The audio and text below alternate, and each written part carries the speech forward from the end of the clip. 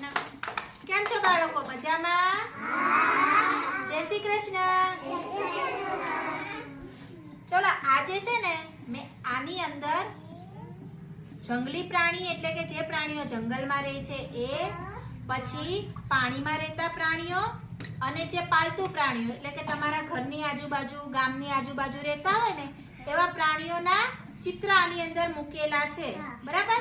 અને અહીંયા નીચે ગોળ, ત્રિકોણ અને ચોરસ દોર્યું છે. હું તમને એક એક વ્યક્તિને અહીંયા બોલાવીશ. જો પાલતુ પ્રાણી હોય એને ગોળ આકારમાં મૂકવાના છે, જંગલી પ્રાણીઓ હોય એને ત્રિકોણમાં મૂકવાના, અને પાણીમાં રહેતા પ્રાણીઓ હોય એને ચોરસમાં મૂકવાના. પડી ગઈ ખબર બધાને? ચલો દિવ્યાંગ ભાઈ તમે બેસી જાઓ, પહેલા સરખા બેસો. ચલો નાવ્યા બેન આવો, અહીંયા બેસો, આ બાજુ બેસો. ચલો આમાંથી કોઈ પણ એક પ્રાણી તમને ગમે એ લઈ લો. શું છે? બતાવો બધાને. જો આ શું છે? દેડકો. ક્યાં રહે? પાણીમાં રહેતા પ્રાણીને ક્યાં મૂકવાનું? આમાં ચોરસમાં. સરસ, તાળી પાડો. જાઓ નવ્યા બેન. ચલો હવે તમે આવો, લઈ લો આમાંથી કોઈ પણ એક. શું છે? સિંહ છે. બતાવો બધાને. જો આ ચિત્ર શાનું છે?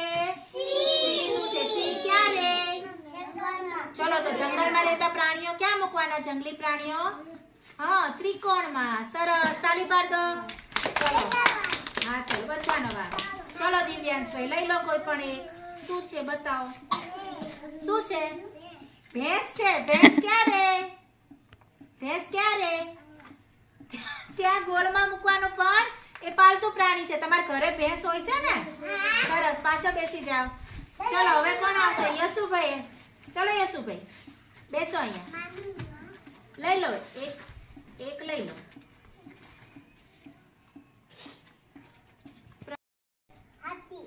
હાથી છે. હાથી ક્યાં રહે?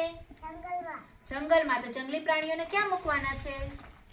ત્રિકોણમાં. સરસ, તાળી પાડ દો. ઘોડો છે. આપણા ઘરની આજુબાજુ હોય ને એટલે પાલતુ પ્રાણી છે. ચલો પાલતુ પ્રાણીને ક્યાં મૂકવાના છે? ગોળમાં. સરસ, તાળી પાડ દો બધા.